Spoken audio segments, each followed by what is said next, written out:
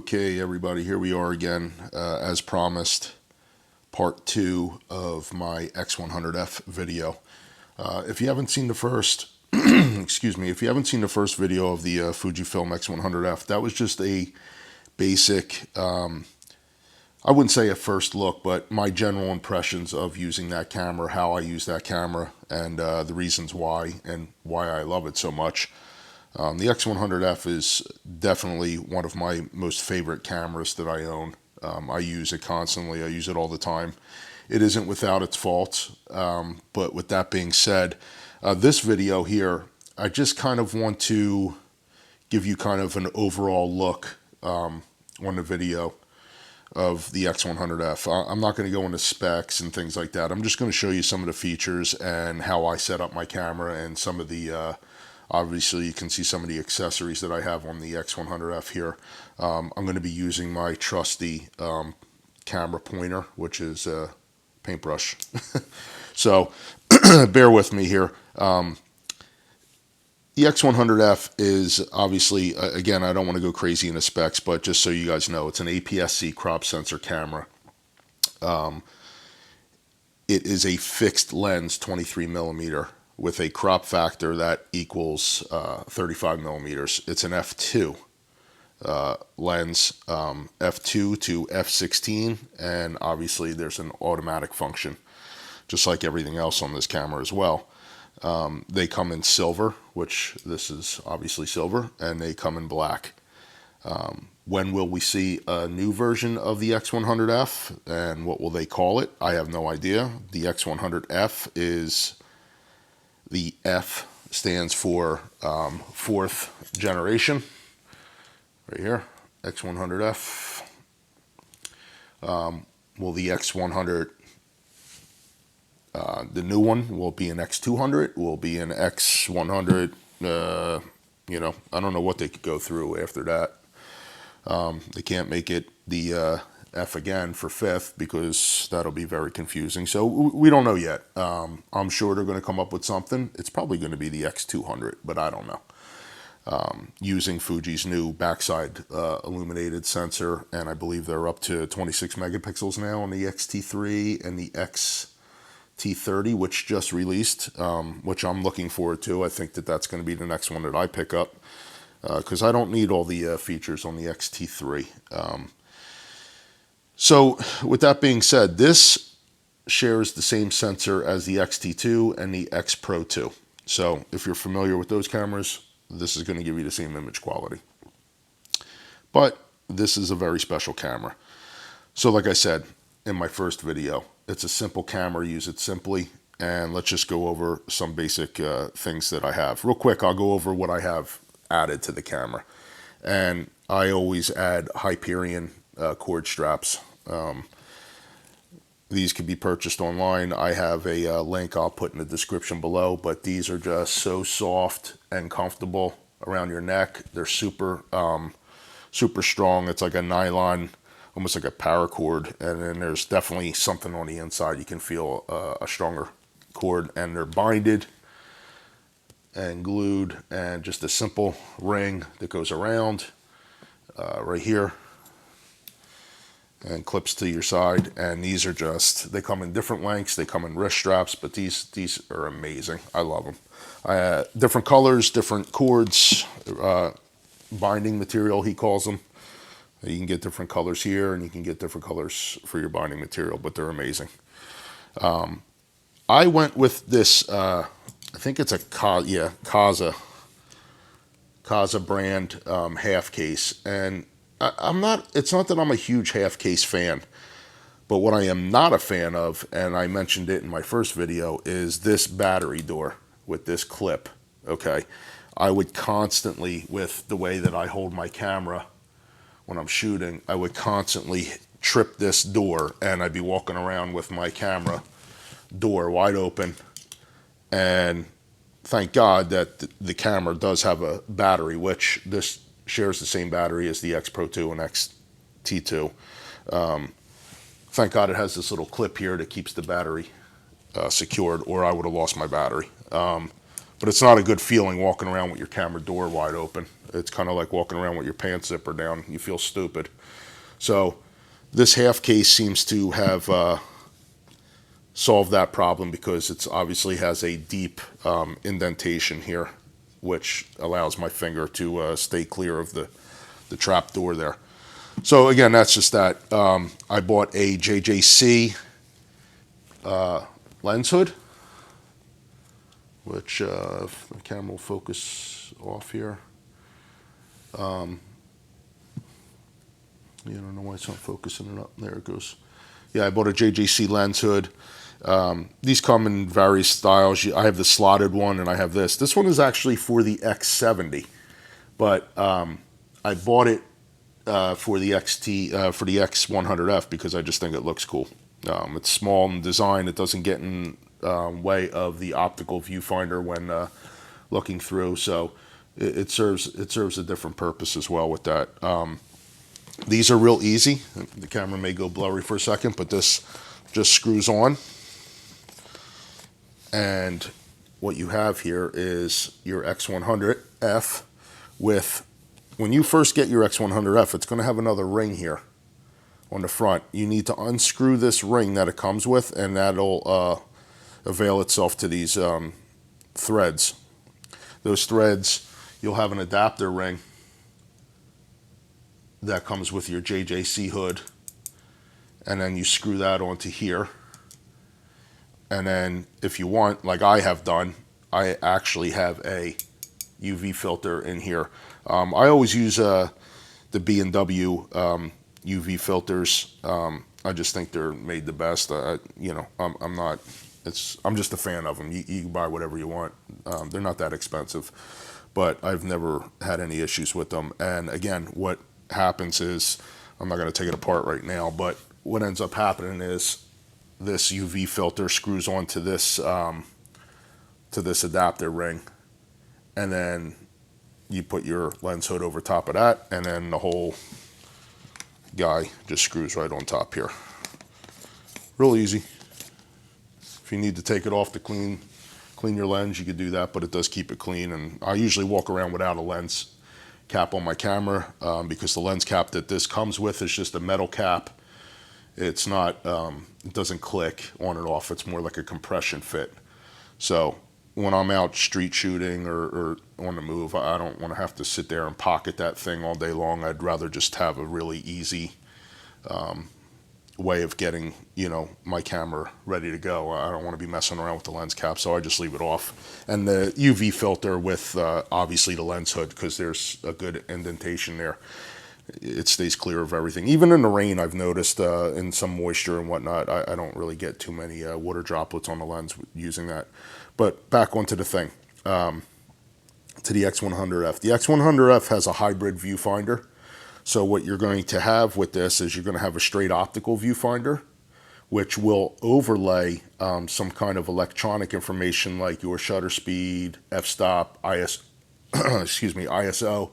and also your exposure dial.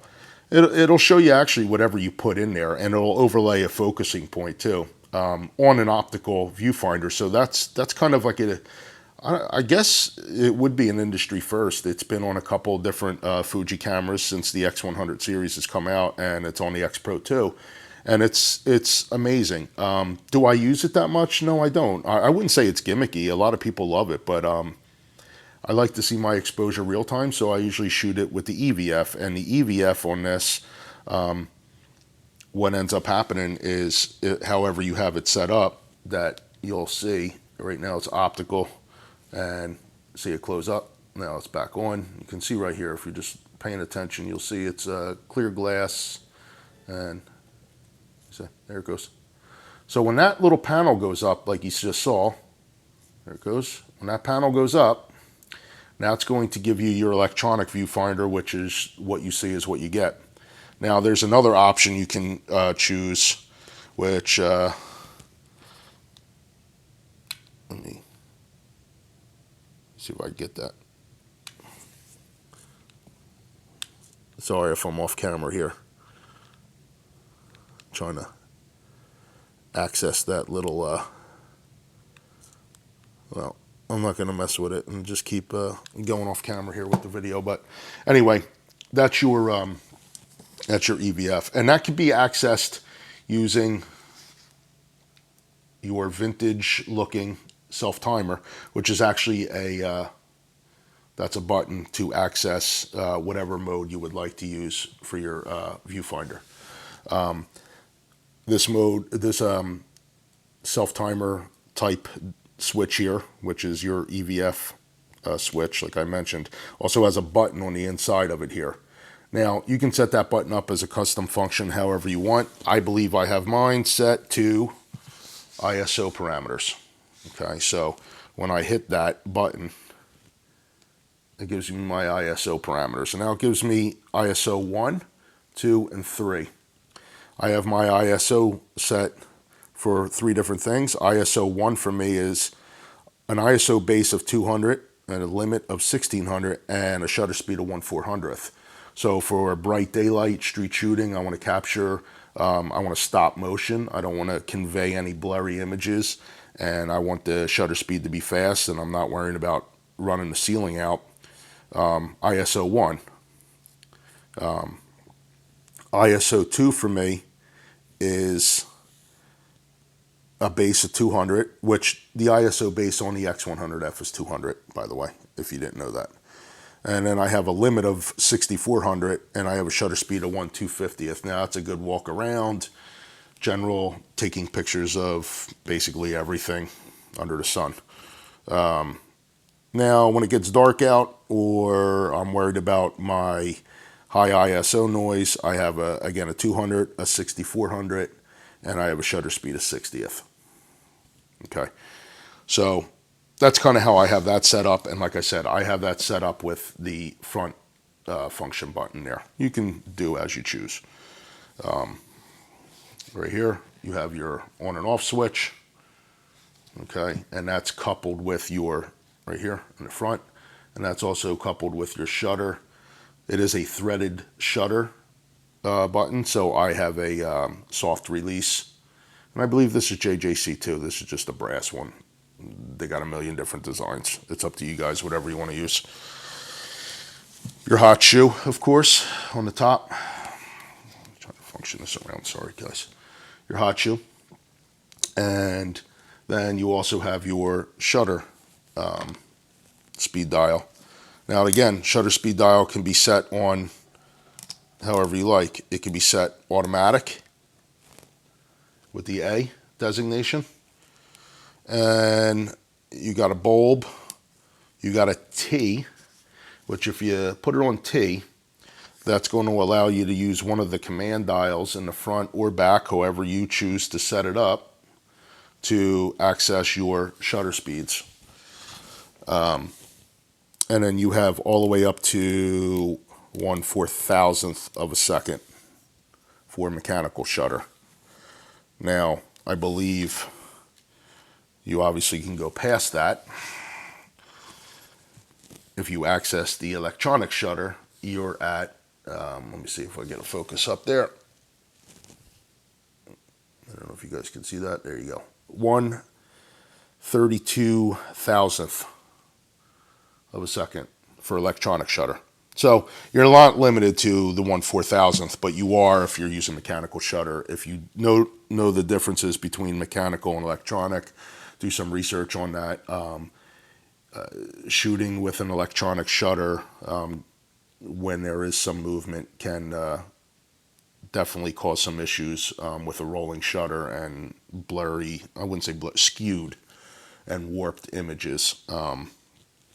There's definitely a lot of examples of that out there online, so definitely research the differences between electronic and manual shutter and mechanical shutter. Also on the shutter dial, you have your ISO.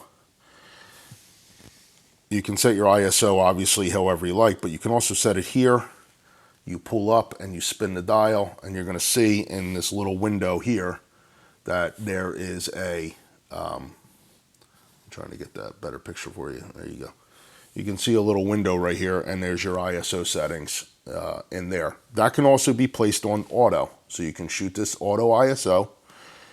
You can shoot auto shutter if you like, or you can shoot it on T and adjust your time, your shutter times through a command wheel. And speaking of that, you have your aperture, which is going to be just like, you know, all your older film cameras and whatnot. Nice solid clicks. That's on the front. You got F2 to F16, and then there's also an A designation right on the top there. There's a little A, red A. Now if you put red A on your aperture, that's going to be automatic aperture. So you can shoot this aperture priority, shutter priority. You can shoot it with auto ISO. Really, the camera is made to really shoot simple if you like. You don't have to go crazy with it. You have a exposure compensation wheel.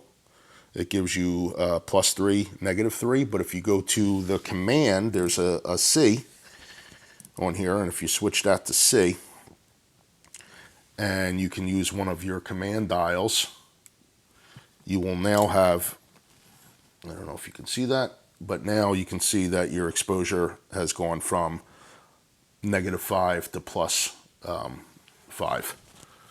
So obviously a little bit more freedom. I don't know that you would need that many stops of over or under exposure, but you can see if I take it off, it immediately drops down to 3 stops. Okay, pretty simple. You have your let me go back here real quick. There's been a lot of talk about this lens being soft, the 23mm f2 being soft.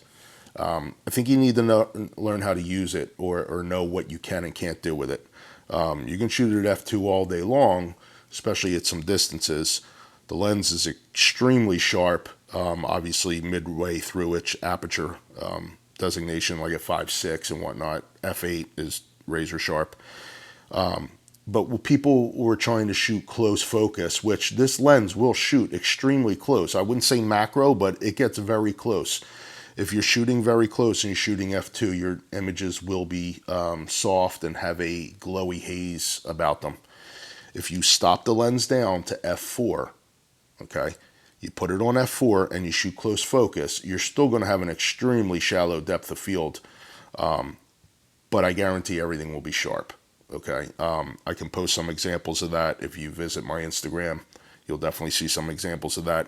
Like I mentioned in the first video, I wrote a few articles on this camera in some magazines, Fuji X Passion being one of them. I'll link that below. You can see some examples of f4 close focus, and they're definitely sharp. They're fine. So it's really just getting to know how to use that lens. Let's go to the back of the camera real quick. You have your Q menu, which, I have mine set up, and I have my different film parameters that I like to use on there. That's your preference, however you want to use that, that's fine. Your diopter adjustment, this is your eye sensor, right there, these little windows. You have a view mode, which changing the view mode will show you different things on the back. The way you want to do eye sensor or leave the LCD on or whatnot. AEL, AFL lock, so I have that set for, I don't have this set up as back button focus. I think you can use that for back button focus, but I have it set up as just auto exposure, like an exposure lock. Your Q button over here, I might have said that. You have your drive mode if you want. Let me see. Yeah, so drive, obviously your continuous and your auto exposure, and then if you're shooting JPEG, you can access these advanced features. I think if you're shooting RAW, you can't get some of those. So that's your drive. Over here, let's see. I'm going crazy here. Get out of that. Over here I have white balance to the right. To the left I have film simulations, which I really don't access these through here. I really access my film simulations through my custom functions on my Q menu. I have them set up the way I have and that's, you know, just how I have it set up. But you can go through here if you want to see, like, you know, what different ones will kind of look like. And then at the bottom is my zone. So I have zone focus. You can do a single point, or you can do a wide tracking focusing shot. Another cool thing, this is display back. This will show you different ways you want to display. So if you just want to have your information and histogram and just, you know, what your parameters are that you're shooting with, you could do that. You could leave it, you know, regular. You can also add a new update was Fuji. You can make these numbers bigger or smaller. I like them bigger. I think they're kind of easier to see. Obviously, you can take on and off whatever information that you want to see on this back screen. You can add, subtract, whatever you want there. That's your preference as well. The other cool thing that this has, and I use this little function button right here. Hard to see. Let's see if I can focus this. Right here. That will give me a 3-stop ND filter. See, it just clicked on, clicked off. Clicked on, clicked off. Now, you're not going to see the difference. And the reason being is that I believe this is on auto ISO. One thing of note, if you're going to use the internal 3-stop ND filter, which is awesome. You can use it during the day. You can slow down water. I've shot waterfalls, water fountains, any kind of motion. If you want to convey that motion and you want to slow your shutter speed down and drag it so you get some blur, you can't have it on auto ISO. If you have it on auto ISO, your camera is just going to compensate for the stop of light, the light loss, and it's just going to pump up the ISO. So pick your ISO, pick your aperture, okay, and then enable your 3-stop ND filter, and then lower your shutter speed to, you know, 1/5 or 1/30th or whatever you need to shoot it at to get the desired effect that you're trying to achieve. And if that's not working, then manually lower your ISO or speed up your ISO or close down your shutter, close down your aperture a little bit more to get to that shutter speed that you want to get to achieve the effect you're trying to achieve. And that's how you use that 3-stop ND filter. I've seen a lot of people ask me before, well, like, I'm hitting a 3-stop ND filter, nothing's changing. Well, you probably have something on auto. It's okay. Everybody makes mistakes. You know, these cameras are.